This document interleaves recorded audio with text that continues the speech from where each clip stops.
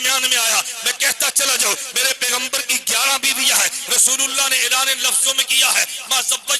تزوجت شیئا من نسائی الا بوحی جاء به جبرائیل، پوری حدیث سے مبارک جو میرے پیغمبر نے اعلان فرمایا ما تزوجت شیئا من نسائی ولا زوجت شیئا من بناتی الا بوحی جاء به جبرائیل علیہ السلام، اگر میں نے کسی کی بیٹی لی ہے انتخاب میرا نہیں ہے، اگر میں نے کسی کو بیٹی دی ہے انتخاب میرا نہیں ہے، اگر میں نے بیٹی لی ہے انتخاب میرے خدا کا ہے، اگر میں نے بیٹی دی ہے انتخاب میرے خدا ہے۔ میرے پیغمبر کی 11 بیویاں ہیں، یہ انتخاب خدا ہے، انتخاب مصطفیٰ نہیں ہے، بات توجہ سے سمجھنا، انتخاب خدا ہے، انتخاب مصطفیٰ نہیں ہے۔ میرے پیغمبر کی 11 بیویوں میں سے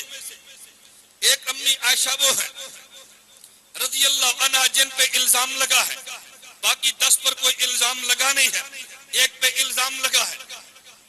آپ علماء سے پوچھیں، کتابیں پڑھ کے دیکھ لیں، حضور صلی اللہ علیہ وسلم نے امی عائشہ کا دفاع نہیں کیا، مشورے تو کیے ہیں،